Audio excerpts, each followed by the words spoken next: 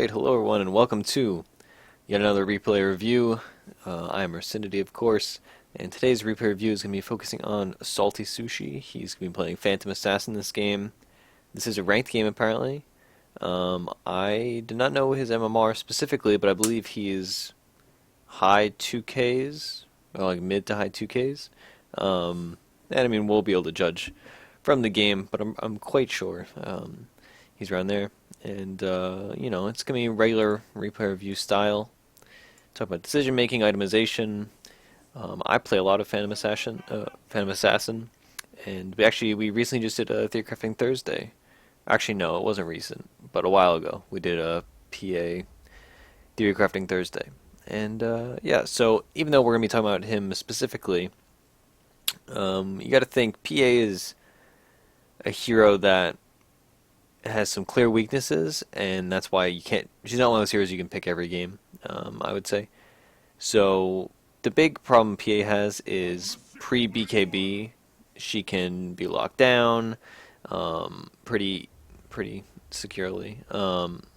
She can be bursted down with magic damage because obviously she relies on Blur to give her that physical resistance. So Invoker is pretty good against her. Ogre Magi is, I would say, very good against her. Slark is not very good against her because she can just blink out of his leash. Sniper, if she can get onto him, it's a good matchup. So I would say it's basically a moot point. So yeah, all right, let's go last person pick. PA Magnus is a really strong combination. PA Alk does not really have any synergy though, and PA Line is, I mean, this. Nobody doesn't benefit from stuns and hexes and all that. And Marana, it's a kind of a moot point. If this Invoker goes Quas Wex, PA is going to have some problems, because if PA loses all her mana to an EMP, she's hurt a lot, because she actually consumes a lot of mana through various things. You know, in lane you're going to be... You'll have to excuse me if I get distracted by the Invoker, because I've desperately wanted someone to send me a Invoker replay. But alas, nobody plays that hero, because not only is he very difficult, he's not easy. Okay, alright, so, just to start, PA opens Quelling Blade, Ring of Protection, Tango. I personally do not like this opening. I understand the idea. The idea is, alright, I have 47 damage, so I need a Quelling Blade. And then, oh, well, I'm going to be going Aquila, so I'll get a Ring of Protection. Or at least a Bassi, because you need mana regen for Stifling Dagger. That said, okay, so he's going to go Vlad's, I assume, with the branch.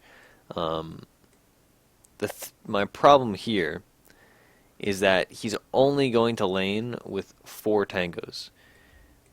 The thing I like to do is you can go Quelling Blade, you can go Ring of Protection, Tango Salve, or Tango Mango, which is a thing I know Proud, my co-host on Thursdays, really likes, because PA does sometimes need that on-man mana. And then by the time you get over to this area, you can buy the Quelling Blade. Okay, so let's just go over this. They're going to lose this rune fight if they try to take it. Alright, they're just going to abandon it and they'll get top rune.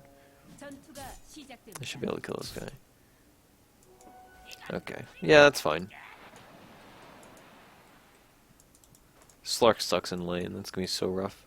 That's like the reason he's not a good pick, because he loses lane against like any duo lane and many solo lanes. And he takes a bit of time to get off the ground. Nope. So this isn't a really awkward aggro try, but no matter how awkward it is for their team, it's going to be annoying for the PA. This is not... I hesitate to even say, oh, it's a bad matchup, because this is not a matchup. Like, this is not a thing that is, like, gonna happen to you realistically. Like, this is... I've legitimately can say I've played thousands and thousands of games of Dota, and I've never seen Razor, Sniper, Ogre, Aggro duo, or Aggro trio. And now just Razor, Sniper, Aggro duo, which... That's even weirder, because now you have no support and no lockdown. But PA, let's get some... Nope. Let's get some last hit denies. Okay. So PA in this matchup is basically relegated to just dagger spamming. And that said, dagger spamming, obviously you don't come into lane expecting this kind of weird lane. But if you're gonna be dagger spamming, then the Coin Blade's doing nothing. Like, he can't even get in range. Like, what is Coin Blade gonna do? Okay, but as long as you secure farm under tower, that's good. It's always awkward last hitting with super low damage and a Coin Blade, because you think you do more damage than you actually do. It's a very common thing. And again, I think this is where, as the game progresses, or as the lane progresses, we're going to see him have problems with health, because all he has... Okay, he missed a lot of CS there. Because all he has is a few tangos, and he has no... Like, his natural regen is 0.9. That's not very good. Harassing dagger doesn't do much. Lion's not even zoning that efficiently. Oh, this invoker is doing the alacrity build. I like it. Uh-oh, okay. He should die here. Never mind, he doesn't have shrapnel. Oh, he might die there anyway. Oh no, he might get a kill. Nice, okay. So that was just like a big misplay. Oh my god, this is such a joke. Okay. That should not have happened. Let's be honest here, guys. I mean, the replay review is on the PA, of course. So, I mean, it's advantageous and it worked out. But that said, it was just really bad play from the sniper and the Razor. I mean, I guess, just for the sake of argument, let's go over this. Okay, alright. So, Razor has boots advantage over PA. And so he picks up a Link, good ability, especially against PA. That's not an advantageous matchup. And Sniper has no boots, but he's Sniper and he has 3 Silver's Vagi. Okay. So Lion's coming around. Alright, let's watch this. Okay, alright. So, first priority is to break the leash. Alright, this Lion MVP. Okay, so here's the time you think, alright, I do literally no damage, but he gets the nice dagger. Lion, if Lion kited over to here initially, he would have lived. And Sniper is just easy pickings. Okay, so one thing that a lot of people forget is that if you engage in a fight, people think like, oh, well, I have to fight the heroes. But in these early engagements, not only is he fighting the heroes, but there's 3 range creeps. All these range creeps are doing 23 damage each, 21 damage each, and they all circled around the Sniper. So, you know, those things add up, right? Like, people ignore creeps, but creeps are a big problem. And they creep blocked him, so he was even farther back. But again, here, now we see, alright, he's going Battle Fury build. He comes, I mean, he has no regen. I mean, that's the point in overall. He has 3 tangos to his name. He could have bought a salve and had it ferried out to him. Like a Lion could have brought him a salve. And he went Void Zone before boots, which is okay. I'm not going to criticize that. You should turn your Null off, or your Ring of Bassi off. But that's kind of, that's not the biggest deal. Because you see all his creeps have +2 armor, and so they're going to naturally push the lane, which is not something you want. That said, the enemy team is pushing the lane even harder, so it really doesn't matter that much. Okay, alright. And he is... Oh, excuse me. Nobody in this game is doing well in last hits. My camera is a little askew. Okay, yeah, nobody in this game is doing well last hits. Like, Alk is doing, like, acceptably well. Like, he's doing fine. Magnus, surprisingly, has a lot of last hits.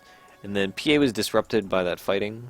But that said, if you're doing one of these Battle Fury builds, it's a farming build, first and foremost. Oh gosh, he should die here. No, Razor. Okay, so Razor could have killed you. Actually, no, I would have thought that Razor would have gotten 2 points plasma,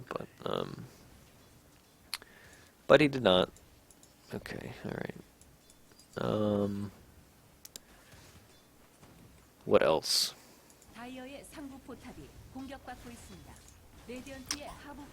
Yeah, I think my big problem here is just like he didn't bring enough regen to lane, and so now you have to play super passive.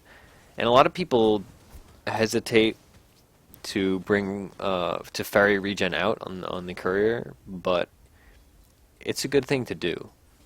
Like, here, all right, you have 400 health. You have to play super defensive. You're getting the last hits with Stifling Dagger, which is an advantage of PA, but overall, you're not getting as much as you could, and potentially they could dive you. So I would say, like, oh, well, tell Lion next time he's coming to lane, like, hey, I dropped the salve in base. Can you bring it to me? Or just straight up bring yourself a salve or some tangos, or even a mango for that passive one regen. It's going to double your regen effectively. I suppose he's waiting and then he's just going to get his ring of health, but in that case, you should have brought the ring of health. You should have bought the ring of health here instead of buying the voidstone. Yeah, see here. I mean, communication is big, and obviously it's a pub game, so you can't count on that. But it's a good practice to be in, to be like dropping items in base if your support's gonna TP to lane. Admittedly, that's like not realistic for a pub game. Okay, all right. As this continues, we can speed this up a little. It's just the farming war. So the goal we always talk about on any carry, or mid for that matter, is you want to have at least 50 by 10 minutes. So it's 6:30, and he has 23. That is not ideal. Alternatively, the Alk is basically on time. He has 32 at 6:40, which is a little lower than you'd like, but overall it's pretty fine. Because 80 creeps come out by 10 minutes, not counting the 10-minute wave, I believe. And so, I mean, you got to think, like, if you're getting 50 last hits, that's whatever, like 65%. And, oh, this Lion is in a bad spot. Okay. So this team, this duo, their problem right now is that they were splitting targets. So, like, the Razor was going on Lion, and the Sniper was going on PA. Alquent Midas, I hate that build. It's utter garbage. You get a farming item like a Battle Fury or a Radiance, not a.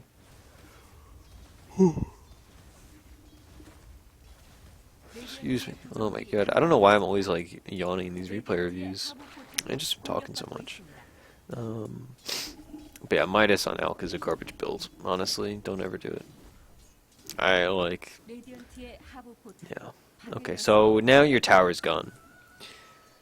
Having your tower gone is a weird situation because on one level it's nice because creeps push farther in, so you can safely farm like over here. Whereas if your tower's up, your tower's gonna kill them, obviously. That said, when the tower's down, obviously, if they try to kill you and you're like farming up here, you have you have a lot farther to go to your next safe place. And when you're doing a Battle Fury build like this, A, buy boots for the love of God, but B, you want to be safe, because you don't actually have fighting items, you just have a Battle Fury. So something to take into consideration that you want to have this tower up, and you probably want to have a ward here, and this ward here is also really helpful, although I think my ideal wards as someone farming jungle would be one here and then one there. That said, he's not to that point yet, so whatever. Okay, alright. PA Battle Fury is an okay build. It's very situational in my opinion. Some people do it every game. But I build Battle Fury if A, they have like an illusion hero like a PL. That's kind of a no-brainer. But I also build Battle Fury if it's a game where I'm pretty confident that my 4 players can be fine on their own fighting, and then I can just show up with a ton of farm 10 minutes later. Whereas if I know like, oh hey, I need to fight, then I will go, Vlad's Basher or Helm of the Dominator Basher or some combination. Mask of Madness is a popular build that personally I did not do, so I cannot speak to it. but I know Proud really likes it. I know a lot of PA players like it. Eternal Envy does it. Okay, alright.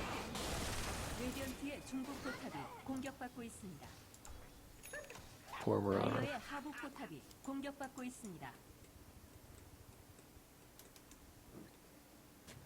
Okay, alright.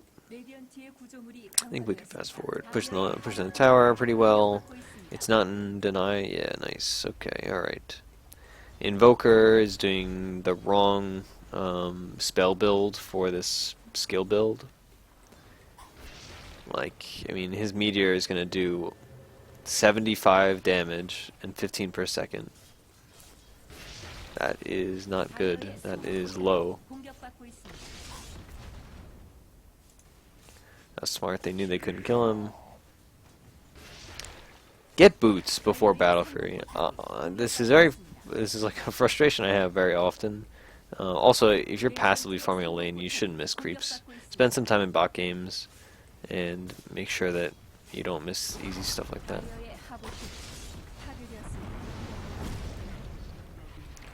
Okay, you're dead now. That was just an overcommittal. I think that's the kind of thing. You don't have farming item, or you don't have fighting items. You have farming items.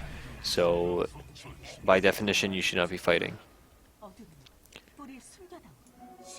Especially an invoker who can disarm you.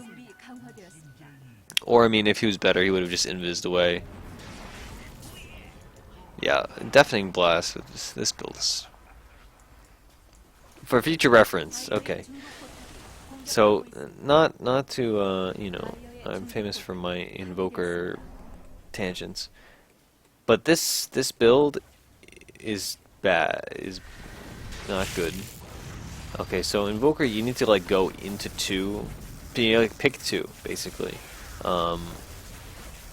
and like okay, so I mean, I'm trying to think of a good way to word it.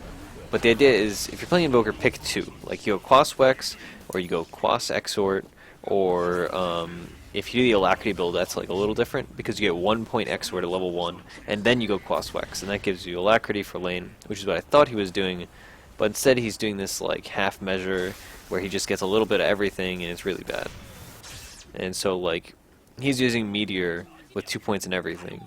So, this Meteor would be just as effective if he had no points in Quas. You always get 1 point in Quas for Cold Snap, which admittedly is a much worse skill. But yeah, I mean, we'll say that for another day when we do an Invoker replay. Okay, so like this hero, okay, that was in slow speed, but this sucks. This is not good. His Battle Fury is at a good time. All right, so he's a 14-minute Battle Fury. But look how slow he moves from camp to camp. This is exhausting to watch. I'm actually tired. Look at how low his attack speed is. He's missing out on the 9 agi that he would have, or is it 8? I forget if they changed it. What is it? Yeah, it's 9. Okay, yeah, 25 attack speed, 9 agi, which is even more attack speed. This is just agonizing. This is so slow. Get boots before Battle Fury. AM has a similar problem. People do this on AM, and it's really not good. People think, oh, well, I'll get my Battle Fury faster, which makes sense, and that's a logical train of thought. You're thinking, oh, my goal in this lane is to get a Battle Fury as fast as possible, and what's the fastest way to do that? Oh, let's ignore boots. But when you ignore boots, A, you're worse at fighting. So this doesn't apply so much to this game, but in other games you'll see boots make a really big difference in fight. If you have 9 strength, that's what, 9 times 19, that's like 180 health, give or take. Probably take, it's probably more like 170. 9 agi, that's like a half an armor, I want to say, or it's a full armor. Yeah, it's a full armor and change. And then it's 9 attack speed. If you go to int, that means you can toggle and your daggers cost virtually nothing. Treads are really good. Or if you're going a phase build, just get phase. Or at least get the brown boots. Like, this courier has just been sitting in base. Nobody's using this courier, you may as well do it yourself. And so, yeah, I mean, this is my big qualm.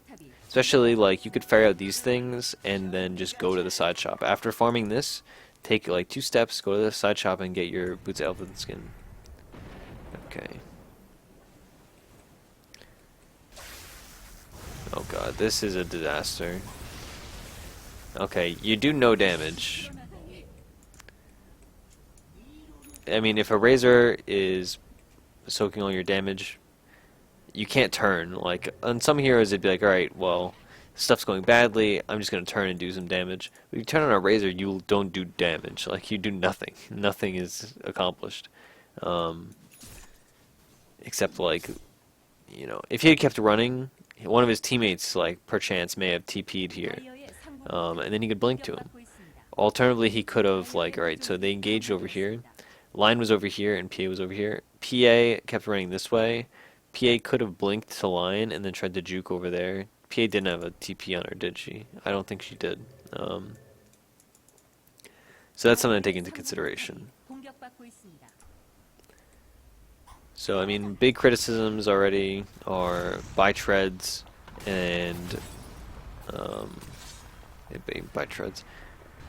It seems every replayer review I have like one thing that I harp on, and like in the gyrocopter one, oh, that was really terrible by the Magus.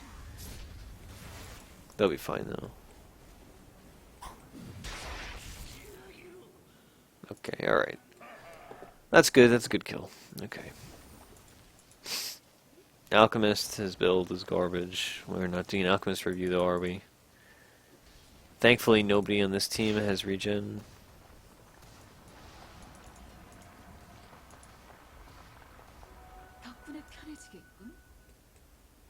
I wonder if this is like a first time Invoker. Because this seems like a first time Invoker kind of build. Because people think like, oh well, I don't know what I want to use, so I'm just going to use it all. When in reality, you gotta pick and choose. You gotta think, oh, I'm gonna go Quas Wex and use EMP, Meteor, Cold Snap, or oh, I'm gonna go Exort Quas and I'm gonna go Forge Spirit, Cold Snap, or I'm gonna go the Sunstrike, what's called build. Wow, that was pointless. Jesus. Yeah, or you go the Yule Strike build with Sunstrike and Sunstrike Meteor. I mean, there's a lot of options, but you just gotta pick some. You can't do everything.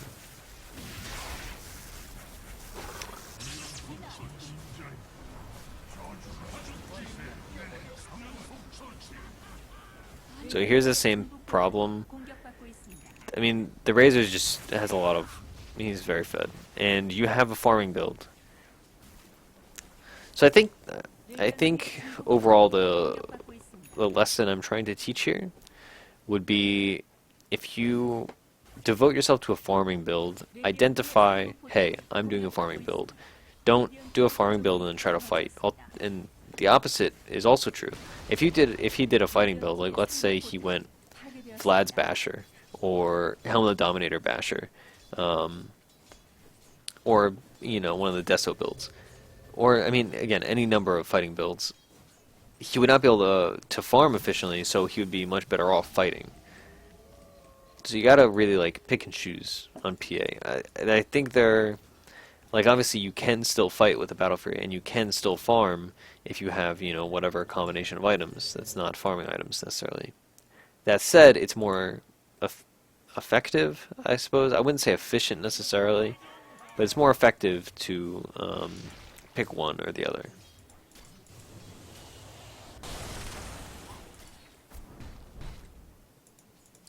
I guess the idea behind Battle Fury is that A, he's gonna farm, but B, Magnus is gonna RP people. Why does he have a drum? What the? Magnus is gonna RP people, and you want to cleave them all. But I mean, Magnus also is gonna be overpowering you, hopefully. So I don't know. Oops. All right, farm, farm, farm. You shouldn't have 4 people in the jungle like this, by the way. Like this lane's open, this lane's open, this lane's open, and these two are taking advantage.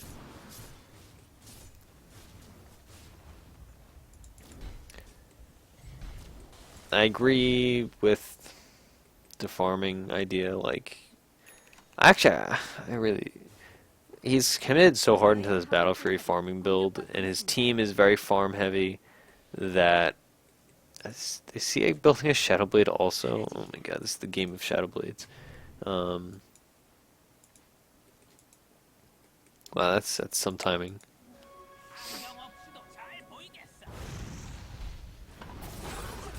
Wow, that Ogre Magi is suicidal. I don't know what the plan was there, but he's not good. Okay, so now you have to decide, am I going to go in or not? The answer is no, I'm not going to go in. That said, he does go in. Okay, alright. So playing against Razor as a PA, Razor is widely considered to be one of the hardest counters to PA. And that said, the reason he's a hard counter to PA, I don't even know if he's gendered. I assume it's a he.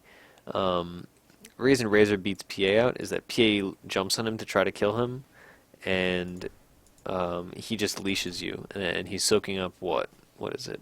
28 damage per second for 8 seconds. Like within a few seconds, you're gonna be doing literally no damage. And that applies to your crits too, so this entire ability is pointless. And this ability is pointless because it's giving you attack speed, which doesn't matter because you're not taking damage. Everything is bad about the matchup. It's not... Yeah, I think the way you play the matchup, it's not like one of these matches where it's just like, oh, we lost. It's not like... I don't know, if you have a Silencer against an Enigma, if the Enigma doesn't black hole the Silencer's going to cancel it every single time. It's not like that level of a counter. But because if the Razor leashes someone else, then you could see, oh, it's on cooldown. All right, cool, perfect, let's go in. But if it's not on cooldown, you got to think, all right, if I go in, I got to not be near the Razor, because the Razor's just going to suck off all my damage, and I'm going to be absolutely worthless. Okay, and now we see he built a 14-minute Battle Fury, but what does he have now? Treads. It's been 9 minutes. He has had 2,000 gold worth of progression. That's like 250 gold per minute. Oh wow, that was like the luckiest thing I've ever seen. Or super pro. Mostly luck though, I think.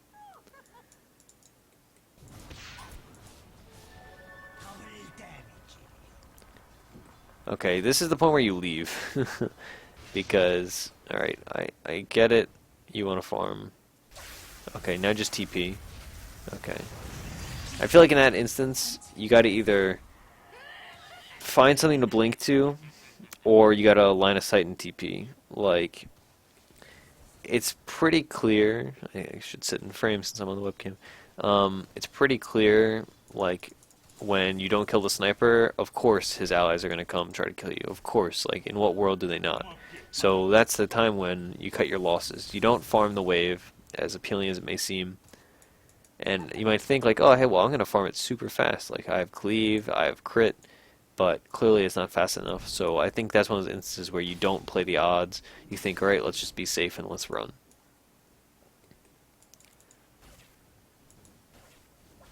It doesn't help that they don't have wards over here, but he's the PA. So, oh, they do have a ward here. So, I mean, he should have maybe known. It's not like they smoked in. Oh, wow, that was a nice arrow. That was such a play.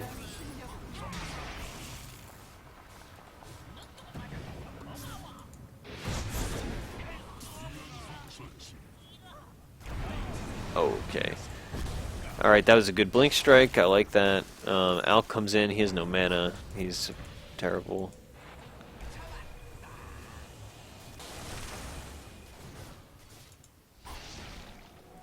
Nobody has dust ever. Honestly, if you're playing a core and you think like, oh, I'm above dust, you think like, oh, hey, like I don't have the slots for it. Clearly, you have the slots for it, dude. You have an Iron Branch. Like he's missed out on now 2 kills because he has not had dust. It's only 180 gold, and you'll get a lot out of it, especially against an Invoker, and they have like 16 freaking Shadow Blades. Just buy dust. Don't rely on your supports to buy things. That's good coordination. That was a good gank.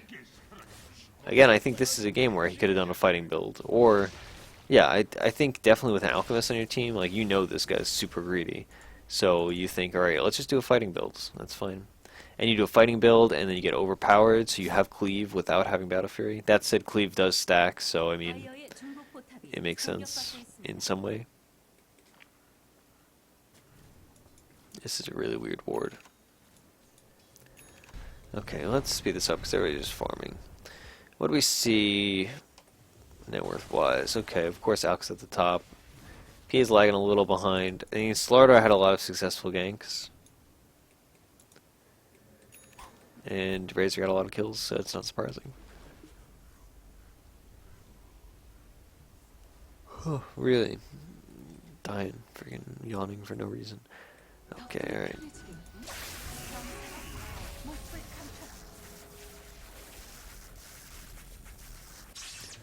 Okay, Alchemist. Oh, see, they carry Dust. That's why he's dead. And they have no Dust. Again, for the love of God, buy Dust. Oh, he has Dust, he just doesn't use it. Okay.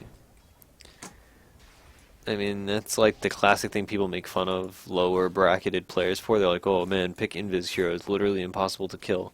But this is one of those cases where, you know, it sounds like a joke, but they are literally impossible to kill. So in this instance, alright, that was a smart TP back to T2 and not engaging, because now you are like, you are present enough that if something happened, you could engage, but you know, alright, we're not, like, that's not the plan. Okay, see, this would be perfect if, like, Magnus was up, they could get a 3-man RP, it'd be awesome.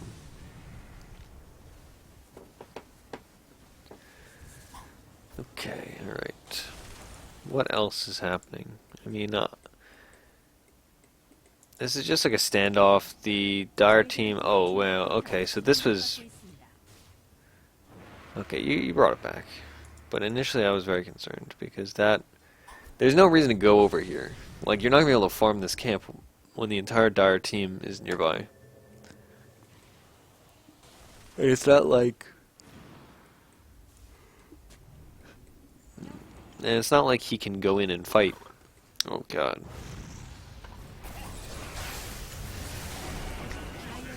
Okay, where is the Magnus? Magnus.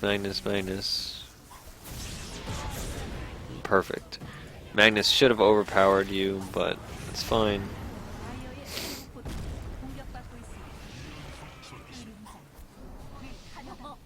Again, like, if you have Dust, you get these kills. But instead, you don't have Dust, so you don't get the kills. Magnus should have overpowered you, which was silly, but I think things would have gone basically the same anyway. Okay, alright, your lanes are pushing. I mean, overall, like, tower-wise, it's equal. Kill-wise, they're ahead, but you have an Alchemist, and so the farm is more or less equivalent.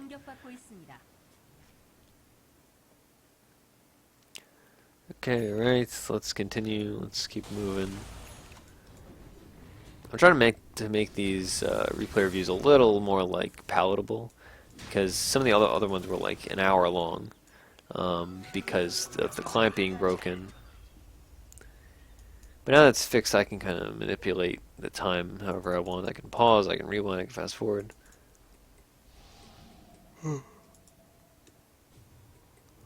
But I cannot stop yawning. This blocks this camp, that's really bad. He bought a mango at like 32 minutes, okay.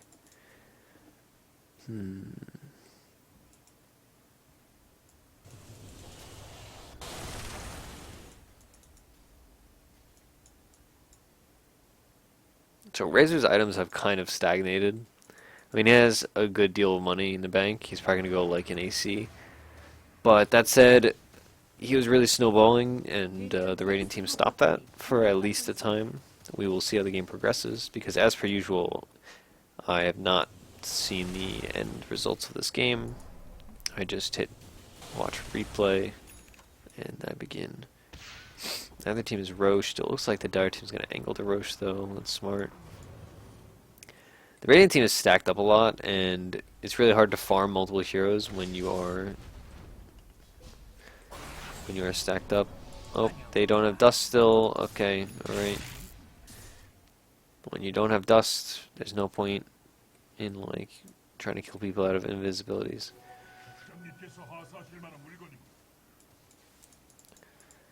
Okay, oh, he's going MKB to deal with the PA. That makes sense. Slark's probably going to go Scotty. He may go MKB. I mean, they're not killing him already, so like you don't really need stats. You could just go for pure damage. That's one way to think of it. Alchemist.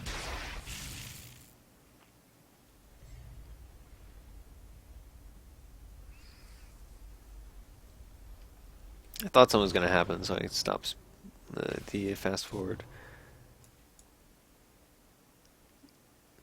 Let's go. Okay, alright. So Invoker's scoping out things because they don't have adequate wards. Oh, this is the perfect RP. This is the perfect RP. Okay, he still has not overpowered you. Okay, so I already know what I'm going to talk about. So this is good for a number of reasons. I mean, A, obviously you killed quite literally everyone. But B, one of the big strengths is that nice rampage. Okay, so obviously that fight worked out overall, but one of the big strengths was that your 10-second BKB came in right before the fight started, or you brought it to the fight, whatever. I wasn't paying super careful attention. I just knew you hadn't used it yet. And of course, Magnus having RP is big, even if you're not overpowered at the beginning, which would have been nice, but he did overpower you eventually. So that was ideal. PA Magnus is one of my favorite Magnus combos. I think the only one I may prefer more is Juggernaut Magnus. It may be because I like PA and I like Magnus, but whereas I like Magnus, but I hate Juggernaut. I shouldn't say I hate Juggernaut, I hate playing Juggernaut. This Invoker is really, really bad. Okay, alright. So the question is here, what does he do next? He's going for MKB. Or he's going to go for... Yeah, he's going for MKB. MKB is fine. I mean, they have pretty natural butterfly carrier on Slark. That said, I mean... yeah, I think it's fine. Okay, do they try to fight this? It looks like they don't, because they're all spread apart.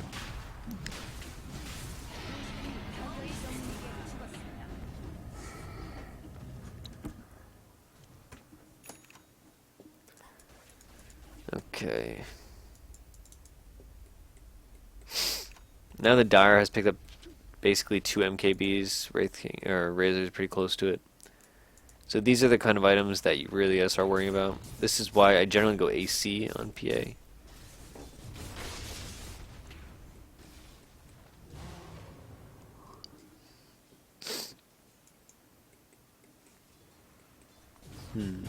MKB synergizes really well with PA because, I mean, the mini bash prevents you from getting kited hardcore, which is a possibility for some heroes. It's pure damage, which is not pure damage in a literal sense, but it's the item gives you only damage and attack speed, of course, but it's not like a hybridized item. Like if you had finished Satanic here, for instance, I mean, eventually, obviously, you finish Satanic, but if you do it right now, you're just not going to do damage. So I think MKB is a good item in this instance.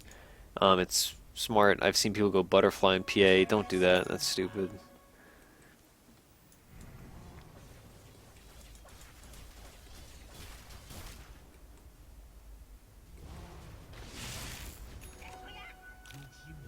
Ah, man, this is exhausting. They've just farmed for like 15 minutes. There have been no kills. Nothing happens. Okay. Here, I think the play is to wait out the Roche. Or wait out the Aegis, rather. Because if you wait out the Aegis, like, you know the Aegis is going to be fading soonish, and so it's better to wait it out than to fight before it is down. Or I mean, to fight while it's up. Are they just going to go back to farming? Let's see.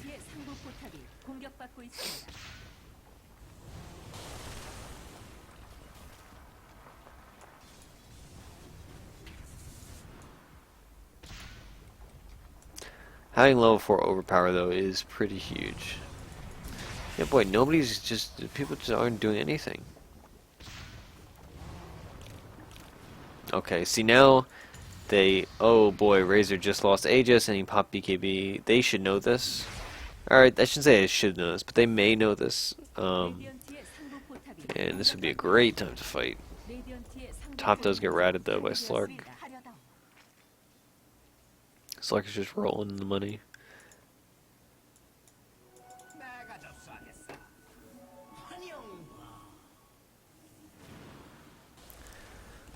Okay, alright. So even though the arrow misses, it does give very helpful vision. Okay, so you did not need to BKB there. I understand why he did it, but it's not very necessary at all. Oh boy, this is pretty like game winning.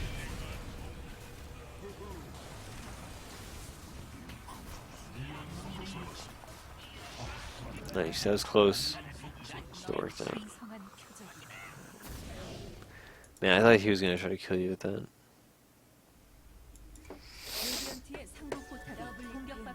I actually don't think it deals damage to nearby allies. It's probably just you.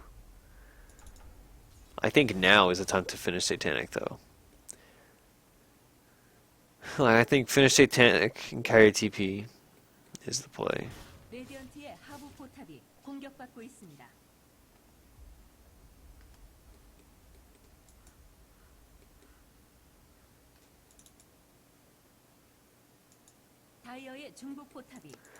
Boy, I'm like falling asleep at the wheel.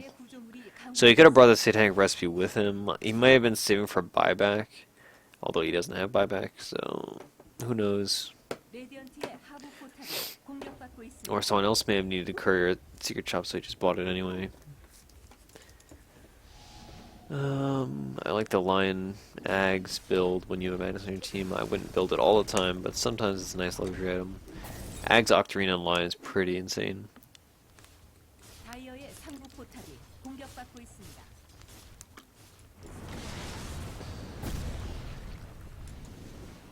Boy, this invoker makes my head hurt.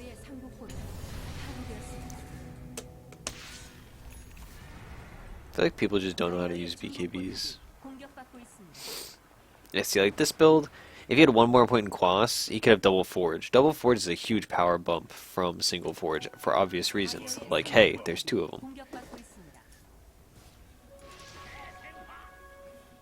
Okay, and still, let's see, let's do a dust check. Line, no dust. Magnus, no dust. PA, no dust. Alchemist, no dust. Marana, 2 dust.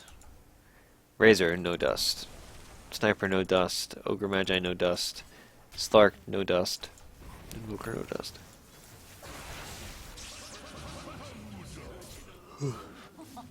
Okay, so that was a good kill. I mean, you could just plunge him to death. It's not rocket science, so that's a good play. But I mean, again, like, the what's called is a really big deal. Having the Jesus, okay. Also here, I assume he's saving for buyback, but here you should have your TP boots and your treads. There's no reason to only have one pair of boots if you have both already and you don't have anything to immediately replace them with. Like, that's 9 agility or 9 strength or 9 whatever that he could have that he doesn't.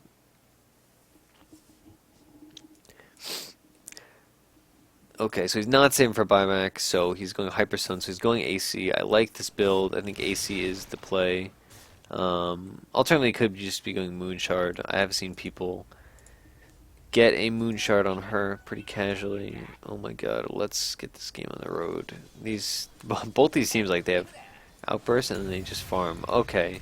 See, like, he was pretty fine. He's still pretty fine.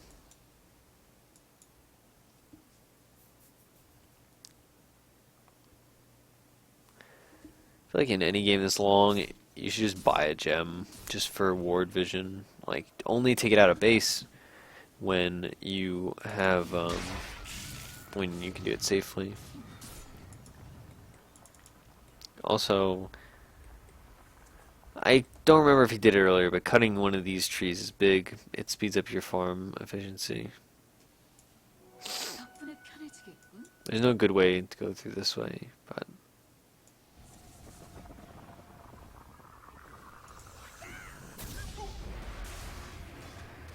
man, I'm like falling asleep.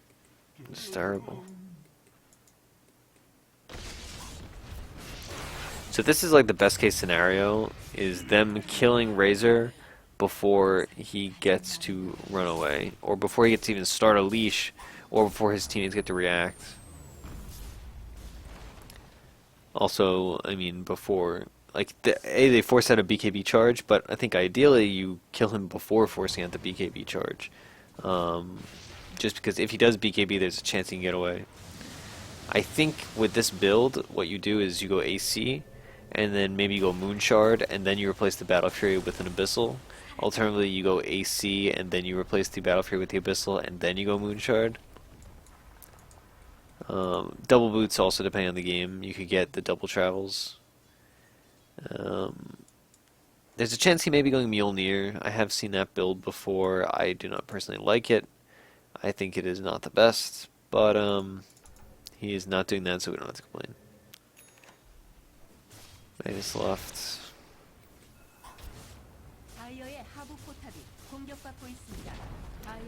Okay, so that's good. I mean, just ratting is a lot of accomplishment.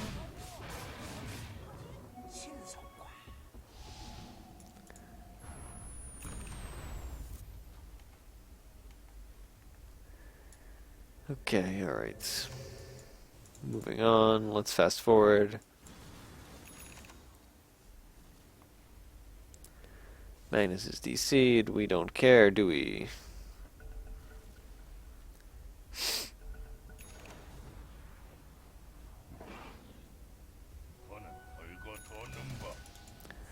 This, okay, alright. Okay, alright. We're gonna have to go back.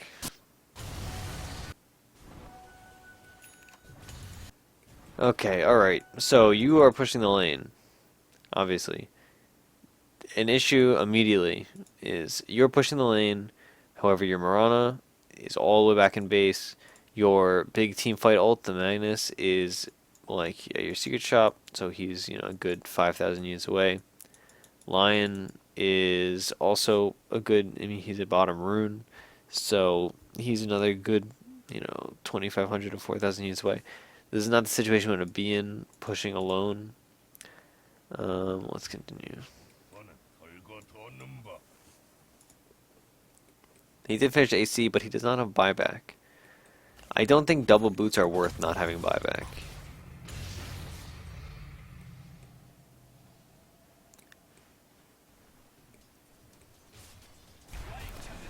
Okay, so here, like, we're feeling a little overconfident. Our BKB is down, we should just run. Instead, our BKB is down, but we fight. And now we lost our Beyond Godlike streak, we died, they give us 1,000 gold. This is a good RP.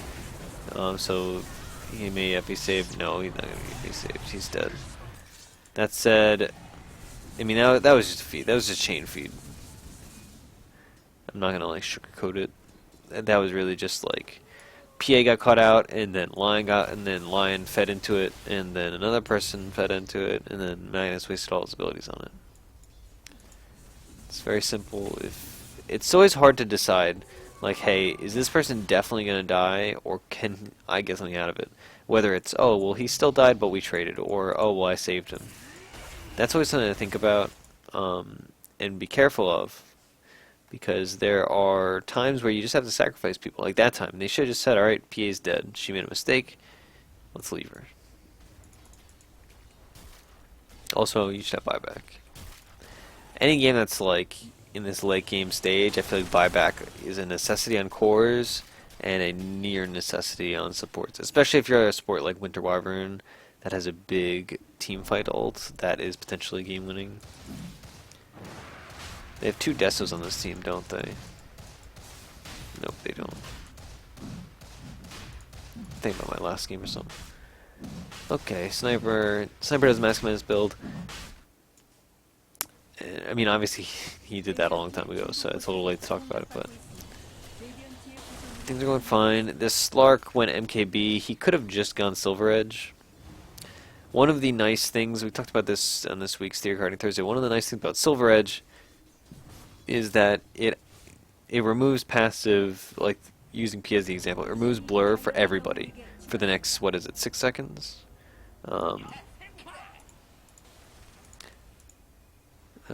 6 seconds. 4 seconds. What? MAME, chance, MAME, it's not MAME. It's 5 seconds. Okay, so let's just say 5 seconds. Either way, it's somewhere around there. But that's 5 seconds that guy can't do anything. I actually have no clue what my point was there, but whatever. Oh, yeah. But MKB is just a lot of money, and it's only good for one of you. Still, nobody has dust. Jesus. Wow, this guy just straight up fed. Oh, okay, but he has ult. Okay, Salty, you are in the danger zone, my friend. That said, you're doing great. So I think the Dire team got a little over aggressive due to theirs.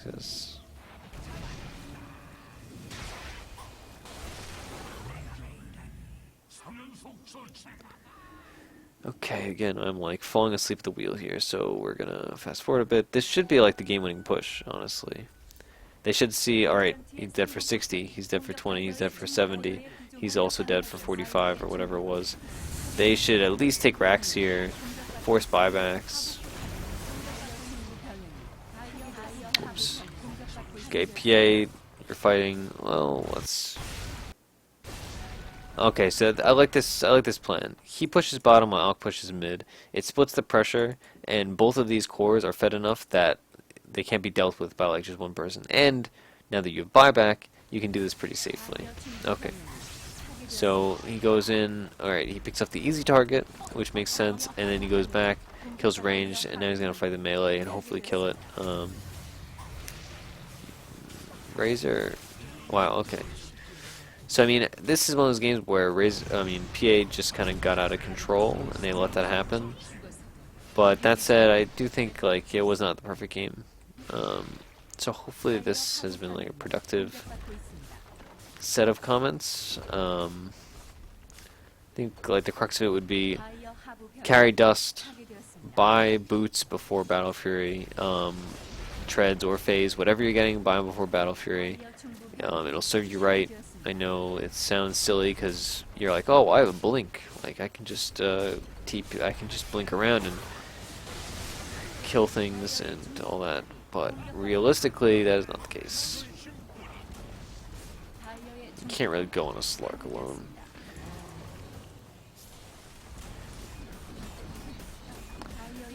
Okay, alright, so, I mean, overall it was a good game. It's definitely like a mid-2K game, if I've ever seen one.